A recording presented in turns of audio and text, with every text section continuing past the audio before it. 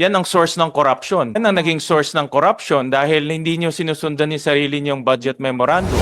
Ibigay lang budget sa presidente without checking kung transparent ba or may dagdag na lulobo.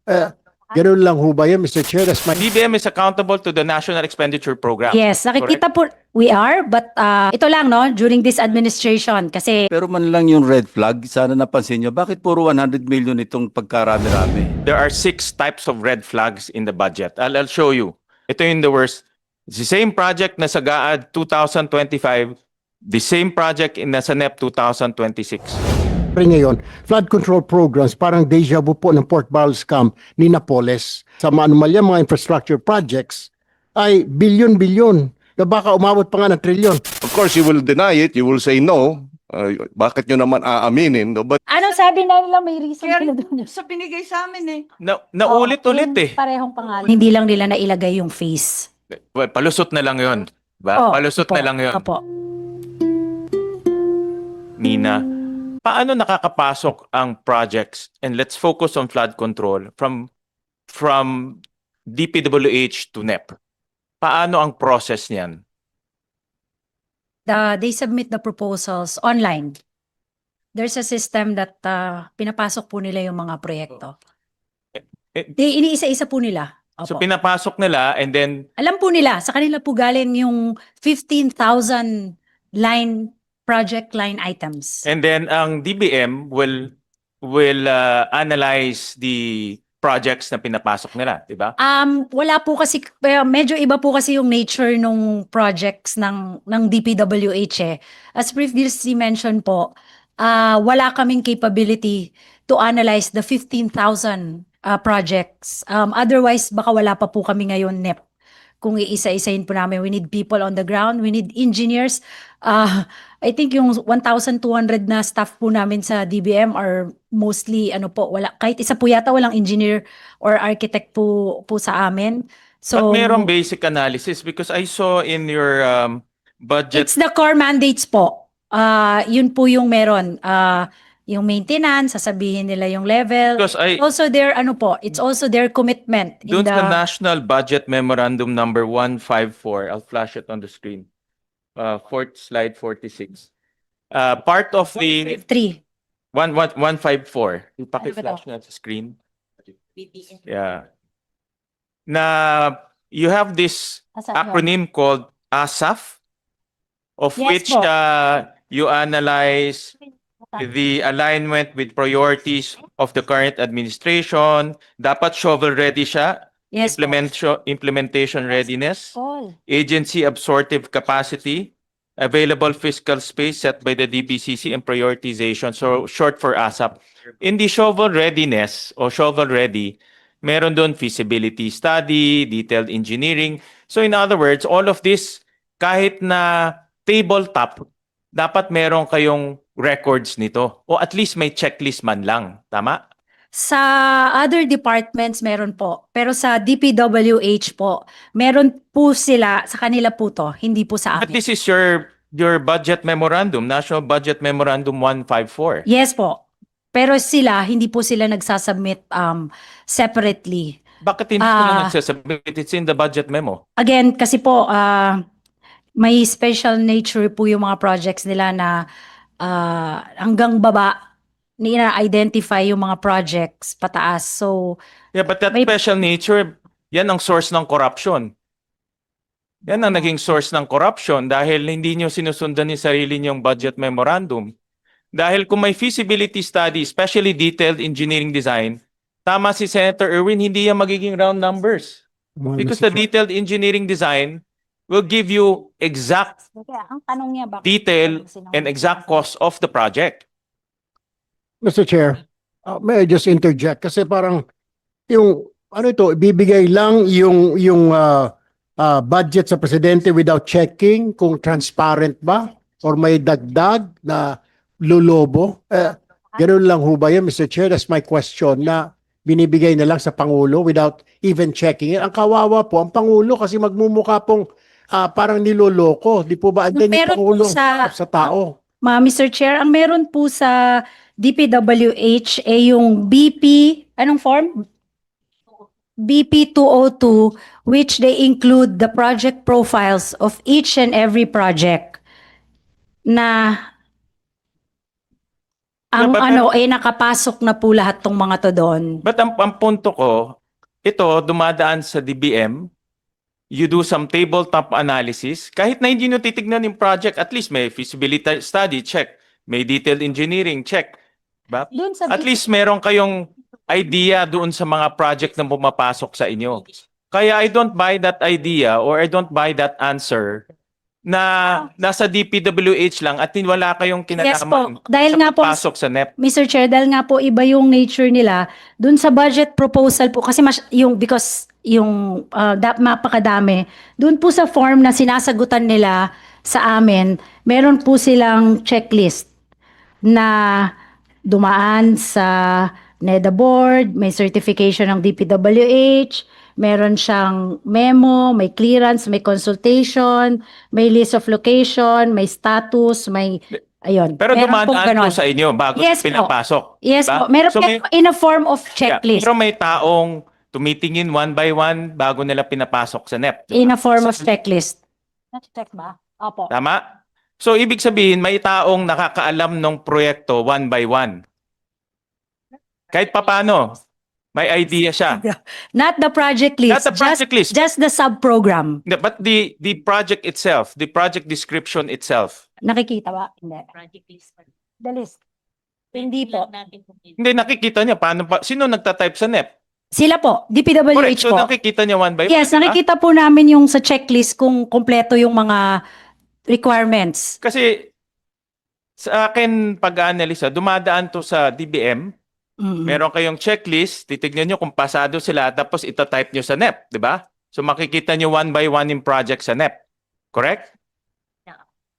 Ina-upload po yung listahan na binigay ng DPWH. Correct. But who types in the NEP? Sino nagtatype physically sa NEP? Si DPWH po. Yung Ah, na We binibigay. we have same form po eh. Pagka-type nila doon,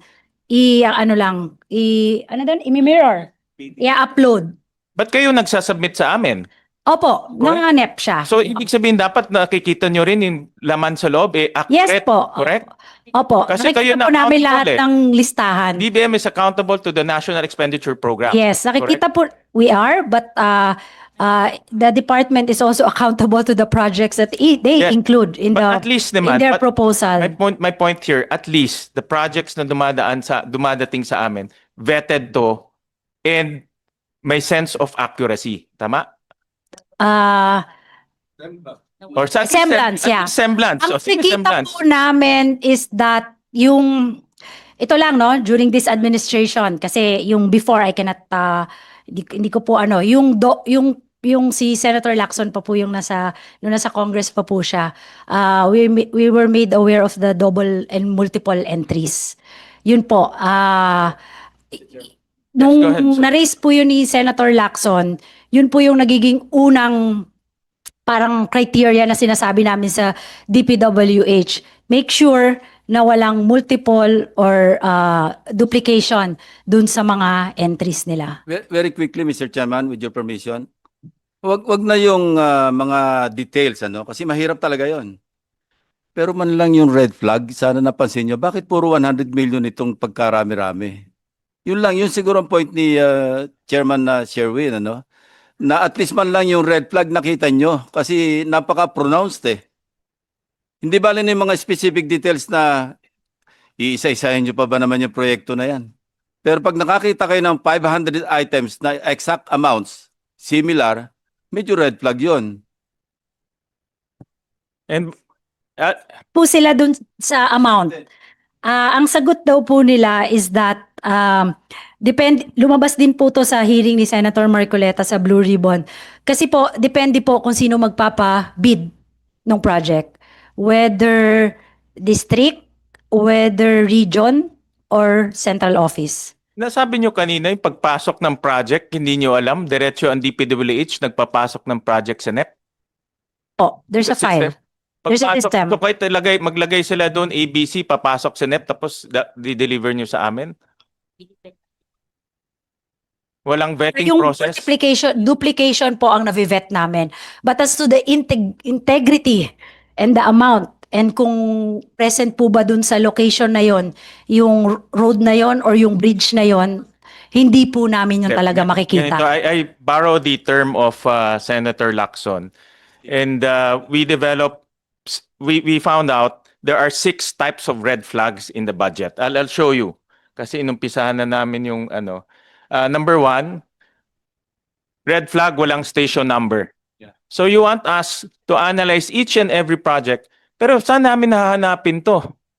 Walang station number. Yung iba may station number, isa walang station number. So even though we enjoin the public, we encourage the public to look at that, hindi nila makikita kung nasaan construction of breakwater, Quezon. Saan sa Quezon? That's number 1. Number 2, may mga projects na duplicate. Exactly the same. Ito pinakita ko kay Senator Lacson yesterday. Rehabilitation of dike along O'Donnell River, Package 2, DS, Bueno Bridge 1, Right Bank, Capas, Tarlac. Parehong-pareho. Buong budget, maraming ganito. Yan, no? Red flag number 3. Bakit?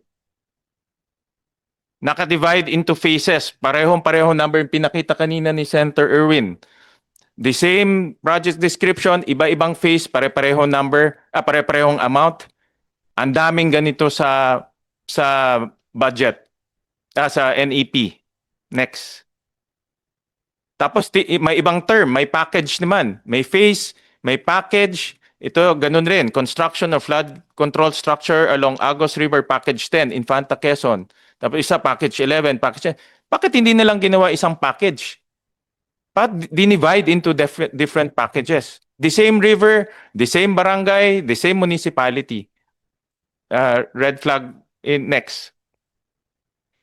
Yung round amounts, sinabi ni Senator Erwin, kung meron siyang detailed engineering, hindi siya magra-round amounts.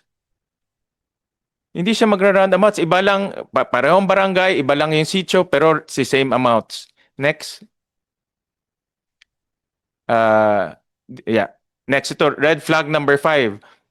May makita kami mga items na merong specific code names. Yung ibang project walang code names, ibang project may code names. So, hindi consistent in other words. Next. And lastly, I think this is the worst. Ito yung the worst. The same project na sa GAAD 2025, the same project in nasa NEP 2026. Yan, the same. In 2025, construction of flood mitigation structure, Agoo River and Allied Rivers Package 1, Rosales, Pangasinan. In NEP 2026, ganun na ganun. Construction of flood mitigation structure, Agoo River and Allied River Phase A, Rosales, Pangasinan. The same amounts. So ang tanong ko, hindi naman po siguro clerical error to. Diba? Sinadya to ilagay sa NEP. Diba? Ang punto ko, DBM should be more should reform its process and maging mas detalyado sa pag-a-analyze ng mga projects na pinapasok sa NEP. Ang nangyayari kasi, dinadala dito na lumalampas sa scrutiny ninyo. Dapat mag-scrutinize pa kayo ng maigi kasi very obvious naman to eh. Diba? Hindi siya clerical error, sinasadya itong ganitong panloloko ilagay sa NEP. Mr. Chair, Chair, Mr. Chair. Go ahead, Over here. Senator Erwin and then Yes, Senator. yes, sir. sa akin sandali lang, baka sabihin nila Mr. Chair, multi-year yan eh. Hindi natapos ka. Mr. Chair, one quick question lang po. Because parang napapansin po natin, parang this is a deja vu. Well, lahat po naman kayo dito sa executive, wala pa nung panahon po ni Napoles. Pero what we are seeing here is parang mga pork barrel po ito. In short, this is pork barrel. Plain and simple. Kasi ang nangyayari ngayon, flood control programs, parang deja vu po ng pork barrel scam ni Napoles. Mas malala nga ito dahil itong mga budget sa anomalya, mga infrastructure projects, ay bilyon-bilyon na baka umabot pa nga ng trilyon. Paano tayo makakasiguro ngayon, Mr. Chair, na walang pork barrel dito sa 2026 NEP, Mr. Chair? Mr. Chairman, Mr. Chairman. just a quick comment. Well, Senator Bam first, then Senator Lauren, then Senator Kiko. Mr. Chairman, ilang araw na rin po natin itong pinag-uusapan kay Secretary Bunoan bago siya nag-resign. At ngayon, challenge natin to sa ating DBCC yesterday. Let's refuse to accept this DPWH budget, Mr. Chairman. There's an ongoing investigation. Inaaral yung mga proyektong ito. There are so many questions, so many red flags that you have already pointed out with Senator Lacson. Wag ko natin tanggapin ito. Ibalik natin to sa executive. You have 4 months to give it back to us na maayos na. Wala nang mga ghost project, wala na pong mga flood control sa mga lugar na wala namang flooding. I know it's uncommon, it's an uncommon process, pero Mr. Chairman, I think for this year, we can make an exception to the process where we return the DPWH budget and they have a few months to come back to us, present it again, na maayos na at wala nang, sabi nga ni Presidente, mahiya naman kayo, let's come up with a DPWH budget, a real flood control budget, na may pagmamalaki po natin at hindi ho natin ikahihiya at wala na po dapat na red flag, Mr. Chairman. Mr. Chair, if Go I ahead. can po. Unfortunately, while we want that to happen, wala po yan sa Constitution or sa rule na otherwise, ang pwede po siguro is that ibalik ng buo.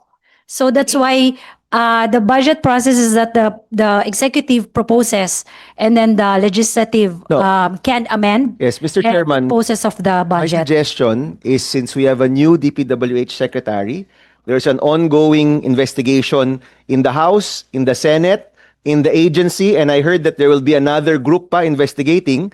The subject of that, the output of that investigation should come back to us as proposed amendments and where we can amend the DPWH budget. Kasi Mr. Chairman, I don't think we can push through with the budget process na ang raming mga problema at ang raming mga sabit at ang raming iniimbestiga pa, Mr. Chairman. Mr. Chair. There's Mr. a- Chair, yun po yung napag-usapan namin ni Secretary Vince Dizon. They will check each and every kasi parang pinag-resign na rin po niya lahat yung mga tao sa office sa department. So they will check each and every line item po ng mga projects and programs and they will provide a report po. So yung mga kinakailangan palitan, okay siya, papalitan nila in a form of a department amendment. Of course, we also need safeguards pagdating din po doon, no? And at the same time po, pwede rin yun naman po bawasan din yung level ng DPWH. Kung 800 billion siya ngayon, if you're not comfortable dun sa buong flood control or dun sa buong you can bring it down to 500 billion or 400 billion. Senator Legarda. Yes. Thank you. I have some suggestions, but of course, I leave it to the chair and to the body. First, we can actually delete the whole DPWH budget. Huwag kayo ma-shock because there are different numerations. And allow the new secretary to do a new budget, so he will submit a supplemental budget. That is allowed by the process. Okay. If the body is not agreeable to that, the House, I believe, we were all congressmen here, can propose errata to the respective districts so that the red flagged projects like flood control can be converted to elsewhere, either DPWH still or even another department to classrooms. If I were the congressman, I would build more classrooms or perhaps health centers. So, but that's to their better discretion. So either supplemental budget or an errata to a certain extent. But then again, if you don't have influence over any district, then you're correct to mention that it will come here anyway. And we can change that as our amendments to the extent that the chair will allow. And as chair, Senator Gatchalian has the power to change the complexion. But of course, depending on the interpretation of the president's message when he said, we must not touch the NEP. So I'm just concerned about the president's initial message that as much as possible, we must respect the NEP with the way we received it. So that's where the balance that we should do. Do we accept the NEP the way it is, but we see a lot of defects and red flags? Do we delete DPWH and allow the new secretary and his new team to come up with a supplemental budget while we proceed with the other departments? Or do we just do errata on red flag items? And then when it comes back here, we can do our own amendment. So just 4 or 5 suggestions, Mr. Chair, but I leave it to the body. Thank you. Mr. Chair, Yeah, go ahead. ang ano ko lang po is that, of course, nasa sa inyo po yan, nasa Kongreso po yun, no? Ang ano ko lang po is that, although this was already also raised by the Congress now, ang dadating po kasi dito sa inyo na kopya, hindi na po NEP. HGAB na po yung dadating sa inyo. So, HGAB na po ang papalitan nyo. So, ang mangyayari po from our end, kami po ni Secretary Vince Dizon, is to provide that correct one, assuming, no, doon sa Kongreso po, sa House of Representatives, because it emanates from them as an amendment, as an errata. Ang errata po kasi hindi nanggagaling yan sa Congress, sa department po yan nanggagaling. So para, I understand also because the good senator po made mention that syempre as much as possible, we want the NEP to be, di ba, to be as is. But of course, may mga ganitong problema. So si Sec Vince po, aayusin po niya, it will be a department errata which will be provided to the House of Representatives. Pero I cannot answer naman po sa House if they will accept it wholeheartedly kung lahat po, di ba? Kasi ang aakyat po dito sa Senate, it's the HGAB. It's no longer the NEP. Mr. Chair? Senator King, Department Mr. ang Chairman. nagbibigay ng errata, di ba, sa NEP? Ang Department po. Hindi, ang presidente. Yan po ang nagbibigay ng errata. Opo. Po, ang Hindi po nagbibigay ng, ng NEP galing sa Pangulo. hindi po, the Secretary. Sure Sen- ka? Senator King. Yes po. Presidente bibigay. Hindi po nagbibigay ng errata ang Pangulo. ng sistema. That is department po ang nagbibigay. Senator Kiko and then Yes. Senator Hontiveros. Fine, I sorry to interrupt. Yeah. Pero, Annual. Pagtapos nila. Yes, thank you, Mr. Chairper. President, Thank you, Mr. Chairman. Just a, palagay ko this is subject to the Blue Ribbon Committee hearing rather than here, but I'd just like to put it out for the the consideration of our colleagues. Kasi sabi ni Senator Gatchalian, tungkulin ng DBM ang maghanda ng NEP, no? Kaya binubusisi. So, pero yun na nga, dahil dito sa mga 7 o ilang red flags, no? 6 na red flags, baka dapat you do an internal audit also of your processes, Secretary. Opo. Dahil ang tanong dyan meron bang mga nanghihimasok sa level ng DBM para payagan na lang itong mga pinasok? I don't know, no? I don't have of course, you will deny it, you will say no. Bakit nyo naman aaminin, no? But whether it's true or not, I think you have to go through an internal Yes po. audit, no, of your processes. Dahil, basic, meron bang mga politiko na lumalapit sa DBM? O kaya, of course, meron ng maliwanag na mukhang modus operandi sa DPWH. Pero, may saklaw din ba sila? May tentacles din ba sila hanggang sa DBM para itong mga red flags ay hindi na lang papansinin? I don't know the answer, but Yes po. all I'm saying is, obviously, there were some gaps. Moving forward, let's do an internal audit of your own processes. That's true, Mr. Chair. We agree po na kailangan po, given all of these issues happening now, the executive committee of the DBM already sat yesterday. So moving forward, we'll have something to fix po what the situation, and then we'll sit down also with again with Secretary Vince of DPWH as to yung sa loob po, at least from our end po, ang magandang naayos po namin is that this administration po, lahat po ng nasa NEP, sigurado po namin request ng ahensya. Wala pong pumapasok from the DBM itself. Request po yan ng ahensya.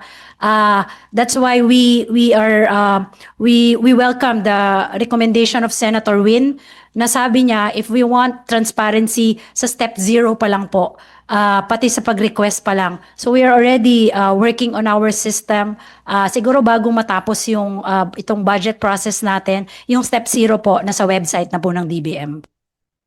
Senator Chair. Antiveros. Salamat, Mr. Chair. Definitely gusto nga natin at gusto namin mula sa step 0 pa lang, klaruhin at linisin kung may insertions dyan na hindi bahagi ng budget process from the NEP all the way up to the GAA. And I don't see, Mr. Chair, I support the direction in which we seem to be going na makapag-submit ang DPWH at ang DBM ng tingin nilang priorities nila sa pamamagitan ng errata at tayo dito sa Senado ay i-correct natin, no?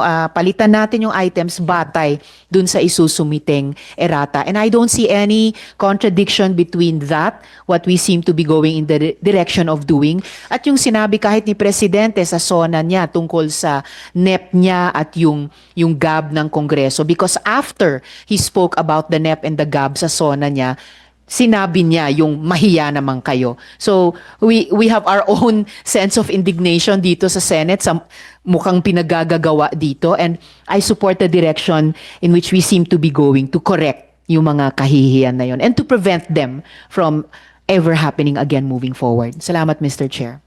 Senator Amy, do you have any, I think you have a comment, diba, on the errata? Yeah, I just wanted to clarify the procedure. As I understand it, the NEP is the president's budget as submitted, regardless of what it contains, its defects, its deficiencies.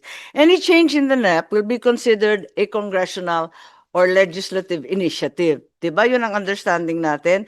Any errata submitted regarding the NEP should be endorsed by the president. Is that the correct procedure or has it changed?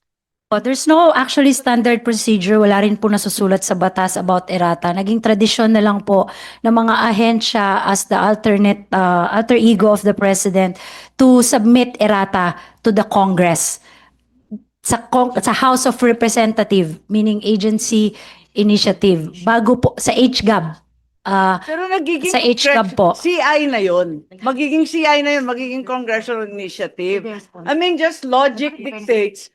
If you're going to amend the president's budget, it has to be the president who has to agree. I think, Antonio, okay, this is not trivial and not merely procedural. Secretary, intindihin po ninyo na bitaw kasi ng salita ang Pangulo. Ang sabi kasi niya, I want the NEP intact. Ngayon, pinag-uusapan natin yung errata ng NEP. Baka hindi pumayag ang Pangulo kahit palpak at kung ano-ano nang na-insert dyan sa NEP, baka hindi siya pumayag ang pagkaintindi siya. Logic dictates that the president is the only one who can change the budget that he submitted in the first place. Yun ang problema ko.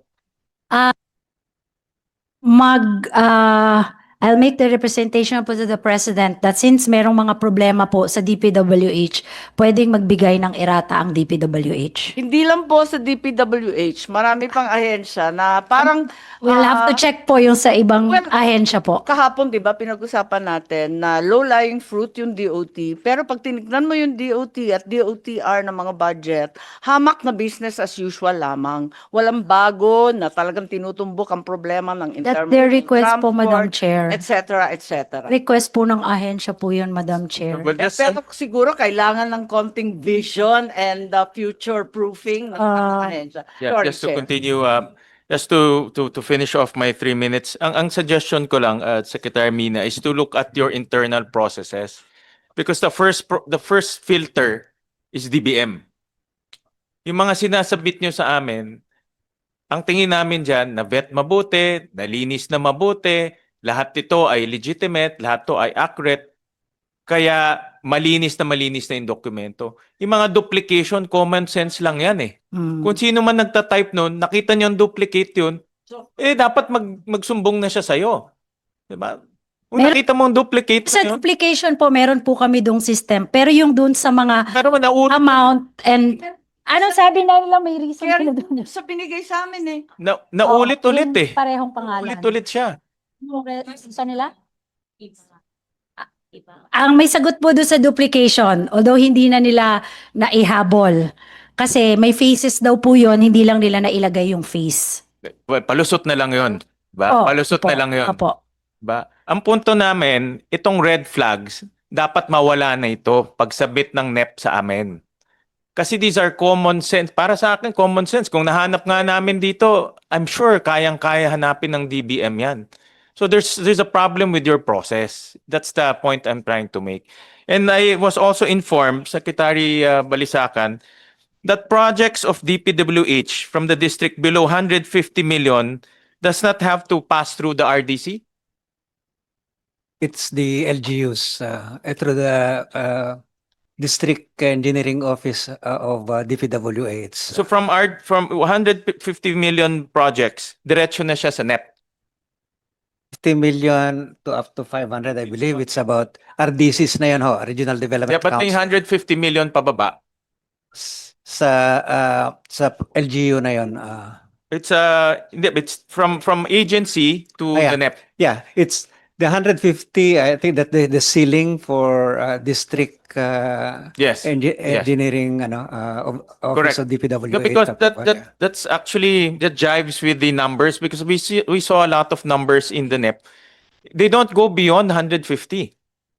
So two things come to mind. Number one, in threshold ng district engineer, because ang district engineer can bid its own project for 150 million and below. And then the district engineer's project will not pass through RDC. Diretso na sa NEP. That's why makikita natin ang daming package 1, package 2, package 3, lahat 100 million, 149 million, sinasadya na hindi lumampas ng 150 million. No? So they're gaming the system, in other words. It looks, Mr. Chair. Correct. So please take a look at that because if they're gaming the system, then obviously corruption will happen. No? Someone is may taong sinasadya yung paglagay ng project below 150 million para unang-una silang magbibid at pangalawa hindi na dadaan sa RDC. Mr. Chair, may I interject? Well, that's a common practice with the Department of Public Works and Highways. Yung mga regional directors given the authority na mag-approve ng project 150 million and below. So ang ginagawa nga ng ibang mga RDs ay china-chop-chop nila para ika nga. Pero kung if you really look at it, halos sa isang project, aabot sila ng over 150 million. I think my suggestion to DepDev, siguro we have to look into this and probably advise Secretary Vince Dizon to baguhin ito yung pwede silang pumirma 150 million and below kasi ginagawa nila, papasok sila ng 4-5 project, tigwa 150, sobra rin sa 150 yung total. Can we do that, Mr. Yes, Secretary? yes, Mr. Chair. In fact, through our convergence budgeting process that we are working with DBM and other attached agencies, we intend to approach infrastructure development like flood control programs as an ecosystem. You know that you can't have this 150. It's but budget the entire process that or system so that the project becomes effective. Otherwise, kung if you don't look at it as a system, especially for a flood control, wala ring silbi ho yun. Useless project yun.